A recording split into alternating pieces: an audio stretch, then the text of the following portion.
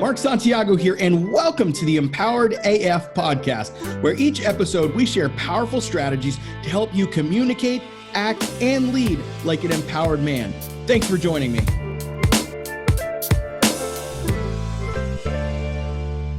All right. We are ready and live. I've got my man, Andrew Lawrie. We call him Mandrew. So we should put a little marker on there for my podcast guys, Mandrew, as if we're doing like a real show here. We're about to get this thing really loaded and live as Empowered AF 2.0 is coming in January. So check your inbox, check your Spotify, check your Apple iTunes, because we're going to blow this shit out of the water. And here's what I mean. We have a vision in 2022 to do some really great, impactful things. But that vision doesn't start with just showing up on January 1st and saying, I'm going to be a new man, or we're going to be a new business. We're going to be a new company. And so that's exactly what Mandrew and I are going to be talking about today, is the idea that 2022 is right around the corner. For those of you listening right now, it could be like the day before. I don't even know when this podcast will get launched, but it should be launching right before the end of 2021. And you're thinking about New Year's resolutions. So we want to talk about quote unquote New Year's resolutions today and really dispel the myth of what that's like. Some of you are in the midst of divorce and separation, and this feels like the worst turmoil you've ever been in. And when it's around the holidays and the new year, it can be really painful. I know when I moved out, I literally moved out December 31st of the year I was getting divorced. And that was some painful shit. So I'll talk a little bit about my story there, but I want to bring Andrew in and have him share about what he does as he looks into the new year. Thanks for joining me, man. Thanks for having me. As always, man, I'm looking forward to 2.0. This could be a great, I have some insight, obviously, but I'm looking forward to 2.0 so much. We've been working on these things for a long time now. I just actually looked at my contract on my full year as an official Empowered Man coach comes up in 11 days. Wow. So before that, I was volunteering, obviously, and then signed on the December 21st. So it will be a full year officially as an employee / coach, man. It's been exciting. Yeah. And man, we have grown so much in the last year. And that's the thing, right? Is when we came into 2021, it was like, we had ideas, we had vision, we had these things. And it was like, some of the things didn't work and some of the things did work. And I think that's the point of today, right? Is because some of you are coming into the year and either you have zero vision and you're just depressed and distressed and you don't know what to do. And so you're like, well, maybe on January 1st, I'll go to the gym, or I'll start losing weight, or I'll do something. And you make these resolutions and the resolutions never work. Why do you think resolutions suck? Because they're specific goals for something that you have never created the habit for to start on a certain date. So I've worked in the fitness world for a long time. I still am in the fitness world. Every January 1st is skyrocket, right? The first 2 weeks, it's crazy. The third week, you see this dip. The fourth week, you see this dip. By February 1st, the gyms are back to normal. It's always what it is because you have these specific goals that you haven't created your base to even get there. So to me, right, when I talk about 2022 or any resolutions, I went through this with our guys last year. I kind of walked them through how I set goals for the year on 2021, and I've even gone further this year. Resolutions are specific goals that are set for like a 60, 90 day kind of timeline, right? Like I'm going to lose 10 pounds and all those things. And if you don't see success right away, you're going to get shut down immediately. Yeah. Your mental capacity just isn't there because you haven't set that base. You haven't set that, okay, what I'm going to do is I'm actually going to start going to the gym once a week if I haven't been going. Well, you're making a contract with yourself that you're not actually owning up to. Exactly. And actually the biggest thing it comes back to is, what's your purpose, right? Like when you go through resolutions, and especially for like the guys that we have in our program, they're hurting, like you just said, right? And I'm in a different mind space than I've ever been. And I'm coaching these guys through this time. I'm excited for this time. It's a new beginning for me. These holidays, we just went through Hanukkah. We just went through Thanksgiving. I have Christmas coming up. We celebrate all the things. And I'm actually excited more than nervous than anything or hurting the pain. And that's just who I am. I am somebody that my purpose is to be the best co-parent I can be, the best father I can be, the best man I can be, all those things, right? We can talk about the 5 dimensions and we'll get into that, I think, in a little bit, where I'm creating these new series of life based off of the purpose that I'm defining for 2022 as they come ahead. And if I have the purpose set, the goals come behind the purpose, which is exactly, what you and I have talked about when I interviewed you for the podcast about this business. The purpose isn't to necessarily make that money. That comes with driving the purpose. And the purpose is to help, right? The purpose is to help 10,000 men, which helps 10,000 families. And beyond that, our goal is stretching beyond that because I know we can do it. So I actually took that and I actually applied it to my personal life and in all 5 dimensions. That's awesome. Yeah. And I mean, I think the thing about resolutions more so that bothers me is that they may have a 60, 90-day goal, but I think a lot of times it's like magic thinking. Right. It's like, well, okay, if I just snap my finger, I'll suddenly become that gym rat, or I'll suddenly become, skinnier. It's usually around weight stuff for some reason. I don't know why. I think it's because of the Thanksgiving and Christmas and you eat and you gain a bunch of weight. And so you're like, New Year's resolutions, I'm going to lose weight. Yeah. But the fact of the matter is your New Year's resolution starts right now. And it's in your mind, it's in your brain, and it's you deciding who do I want to be and how do I want to show up. So we're talking about these habits, and we're talking about moving forward as a man. I mean, what are some habits you think and we could talk about whether it's one of the 5 dimensions, but like, what are some habits that men can take into 2022? And it may not even be a specific habit around a thing, but maybe even a mental construct that guys can start thinking about as they enter into 2022. I mean, the biggest thing is fill your cup before you fill anybody else's. You can't pour out of an empty cup, plain and simple.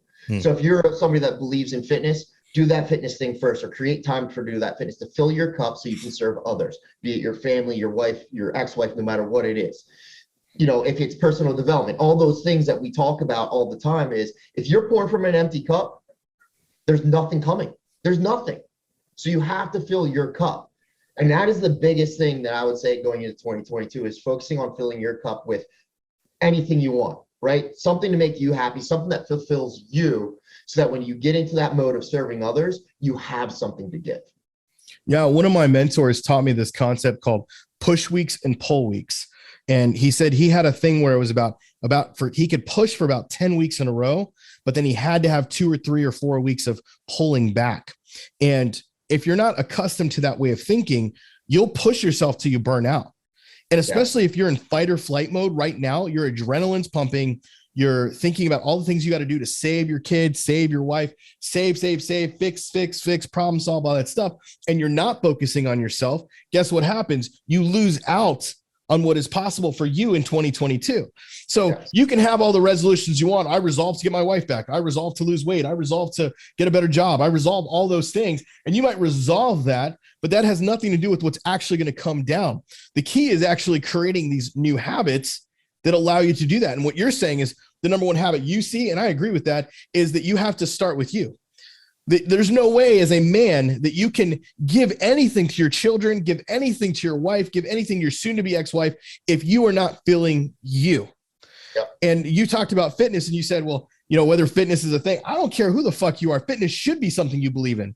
I may not be the most in shape guy, but I go to the gym 3 times a week. I may not always eat the best foods, but I will do what I can to be healthy. And I think that is something that everyone should aspire to. And it's not just because, I got to look a certain way, but it's because it helps you feel differently. Like this morning, I had some really good cardio mixed in with my weight training. So I came into my sales team meeting just fired up and ready to go. And I'm like, oh, this is good. My trainer hadn't been pushing me this way. I didn't work with him this morning. I pushed myself this way. That was the thing. I don't always have my trainer. I go to the gym myself. Where did that habit come from? It came from when I first started, I invested a shit ton of money in a coach who told me, this is what you do. This is how you do it. And it developed a habit. It became a persona and it became who I am. Am I perfect in that? No. You don't have to be perfect in your execution. And that's what happens. And this is what you were talking about with resolutions. You said so many guys, you'll set a resolution, go, well, I'm going to lose weight or I'm going to do this thing. And then they try. And about 2 weeks in, they give up because they fall off the horse. They fall off the bandwagon, whatever the thing is you say. And now they just give up and they curl in a ball and go away. So let's speak to that for a second. Like for a guy who goes, you know what, I'm going to start a new habit. I'm going to be this kind of empowered man. I'm going to communicate better. I'm going to own my shit better. I'm going to lead better. And he wants to start that new habit and he does it. Let's say he drops a power triangle. Let's say he communicates finally. He gets that win and he gets a couple wins and then boom, he loses his shit on her. He screams at her. He yells at her. What do you tell that guy? Well, I tell that guy, you're not emotionally intelligent to see what's happening on the other side to even be able to do those things all the time. Right. And this is something that we've been coaching on now for a couple of weeks because our guys are great, right? They're learning the tools. They're learning these things. They're not learning that even with these tools and communicating and getting those wins, there's also times to take grace in seeing what's happening in your life in the present, that those tools are not ready sometimes, or B, that she's completely leaned out and she's never going to be there for that. So you might get those wins because you might have found a couple good days, right? You start talking a certain way, you start learning your feelings and being able to get them out and all these things. And they're like, okay, now I'm the other person, X, Y, especially if it's toxic, right? Because healthy communication will meet toxic communication if that's the normal pattern. So if you're meeting toxic communication within your wins, there's gonna be a point, if you're not still filling your cup, your temper tantrum is gonna come out and you're gonna blow up. Got it. So essentially what they need to do is detach from the outcome. 100%. Yeah. And that's a hard one because like men, we're so attached to the result. You know, it's like, did I win or did I lose? Did I win or did I lose? And the winning comes from the playing the game. Right. One of the things I teach my sales team is when they are talking to guys and we come on our meetings every Monday, Wednesday, Friday, when we come into our meetings, I say, you know, what's your wins? You know, the automatic sales guy wants to go, well, I created this sale or I made this sale or I made this thing. And I said, look, I don't want to hear about your sales. What I want to hear about is the conversation you had with a man that moved his life forward. And that's what I want to hear about. And so the culture then of our sales team ends up not being around, did we sell more people into our Thrive program, but it ends up being, did we move men forward? And a byproduct of that is them moving into Empowered Man, into our Thrive program. And that I think is the difference, because any line of work you do, whether you're in sales or you own your own company, or you're even a guy that's just shoveling dirt all day, you want to feel like you are winning because you want to feel powerful. You want to feel in control. That's like wired in your DNA. It's like literally your men are wired to their dick and how hard it is. And it's like, when my dick is hard, I feel powerful. Yes, this is on Apple as a E, explicit, because everything I say is explicit apparently. And so I get to talk about this shit. So fuck you if you don't like it. Right. But here's the thing is that we are wired to feel like when our dicks are hard, that we are powerful and we are in charge and we are in control. And that's where a lot of men then, when they go limp or when they get older and they can't get a hard, they feel less powerful. They feel soft. They feel all those things. But here's the thing is that you can take control of what you can control. And in these situations, I don't control the outcome. What I control is the process. So as men, you just talked about this. You said, number one, they have to fill their cup. They have to fill their cup as they go into 22. Number two, we talked about detaching from the outcome. They have to detach from the outcome that they want. So you may want to achieve, you know, having your wife back in your arms by the end of the year. You might want to achieve a new job, or you may want to achieve new money goals or fitness goals or whatever those things are. You may want to achieve that, but you have to detach yourself from the outcome. So start with you. Start with things that are going to fill you, make you stronger, make you feel better. Number two, detach yourself from the outcome. And the third and final piece that I want to talk about today on our content today is the fact of leaning into the process. Yeah. So there's a process that it's going to take you to get there. Andrew, tell me about process and what it means to you and how you identify process. I mean, my process, my win. So we could go back to what we were just talking about with wins, right? Too many people, and men especially, say this end goal is my win. And that's the biggest problem. Yep. It's not the process that they win every single day. So when they're having these communications and they're doing these things and they see these little incremental wins, they don't understand how to appreciate those because they haven't got that shiny stone. They haven't got that shiny trophy yet. So the process, right? So the communication on a daily basis, no matter who it is, right? With your ex, with your relationships between us, right? You, me, and Joey, we talk all the time and we use the same dialogue. It's crazy, right? Like, even though we're not really trying to, it's DNA now. Yeah. It's whole space. It's creating those little things every day and learning that that's the win. That is the win.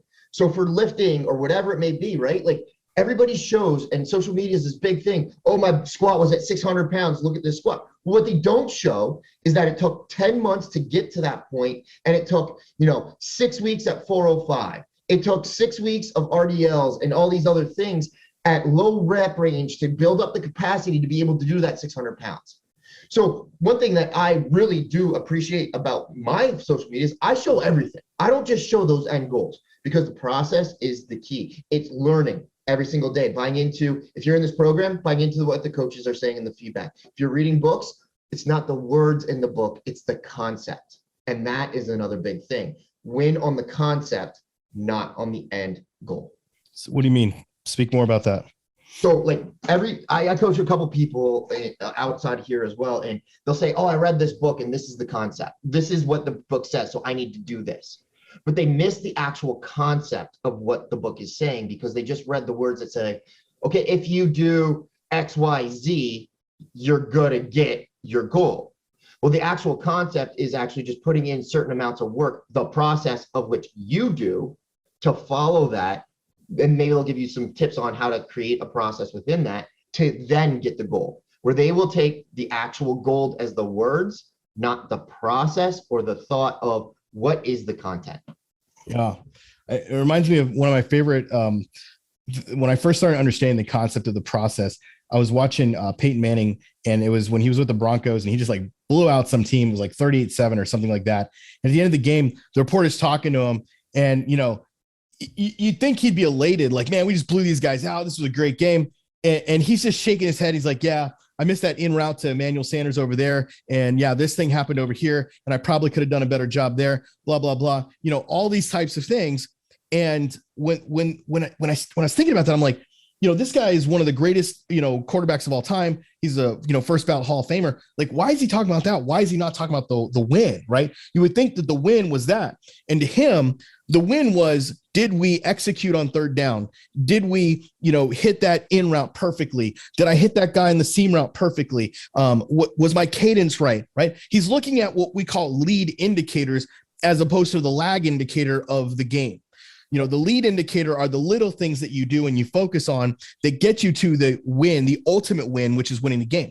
So those of you who are in a situation where you're thinking about your ex-wife or your soon to be ex-wife, and you're thinking about how do I save the marriage and all this stuff, you're so focused on getting her back, you're missing the process. And the process has nothing to do with her coming back to you and you guys making out and having sex. The process has to do with how you are showing up every day, regardless of how she shows up. The process has to do with how you are treating your kids in the midst of this. The process has to do with when you get up, do you have a routine? Do you do gratitude? Do you focus on, you know, filling yourself? Are you in a group with other men that aren't just supporting you, but that are pushing you and pulling the best out of you and teaching you how to communicate? Are you doing things like that? Because if not, you're just waiting for the sky to, you're just like waiting for her to just come back into your arms. And for what? Right? Like, it's magical thinking. It's a 2022 resolution thinking. My wife will come back to me, but you're living in fantasy land. And this isn't a fantasy. This is real fucking life. And real fucking life it comes from process, it comes from habit, and it comes from filling yourself. Say what you got to say. So man, like literally we could correlate this to our previous conversation about like taking those little wins, right? So Peyton Manning or anybody, even in conversation or whatever it is, right? You break down your communication. How did I get that little win and this and that? Well, what's the end goal, right? The end goal in the, you know, NFL is probably the Super Bowl. In the NHL, it's the Stanley Cup. You know, all those things. That's the end goal. So if you win one game, that is not what you're actually fighting for. So you have to dissect, okay, I had these little wins. What did I do? Where can I improve? What's the process that I improve on the next time to make sure that I get to that end goal? So if your end goal is to be back with your wife or create a new relationship, do something every single day, look at it without emotion. And that's the hardest part. Taking the emotion out of it, because at a win, right, you can be very high. And you're like, oh, cool, I got to win. So I'm just going to start doing this. Well, look what happens. You boom, crash and burn, right? You see so many teams go like this. You see so many of our guys have these wins and then boom, crash. Where if you take those little wins as what they are for the present, what is truly happening in the present, the end goal will come based off of what you do in those little wins and appreciating those little wins. So little wins and reworking.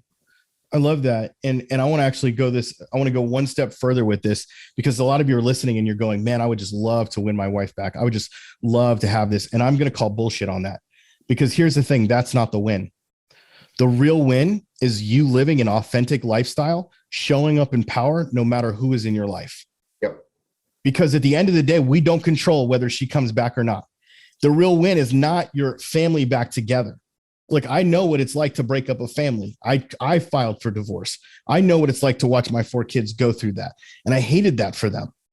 But the real win I have now, and it's not even that I got remarried and I have an amazing relationship and great stepkids. That's not even the real win. The real win is I am living authentically. I am living the way I was designed to live, and I am happy. I am at peace. I have joy, and that joy is my strength. Some of you are trying to like hold on to some dead marriage. You're trying to hold on to some dead thing, and you're hoping that your wife or your soon-to-be ex-wife can give you this thing and fill you and make you happy. But she can't do that. She is not your happiness. And even your dreams of your family and your kids together at Disney World or some vacation together, like that may be a happy moment, but it's not your happiness. Your happiness comes, your joy comes when you live authentically and you live in communion with other men who are pushing you and pulling you to be the best that you can be. That's where you show up in power. And so I want to end on that today. If you're thinking about all these things that Andrew and I have been talking about, coming into 2022 and focusing on more filling myself and taking care of me, the me stuff, because it's important you do that, and taking care of letting go of the outcome and detaching yourself from the outcome and just focusing on the habits and focusing on process.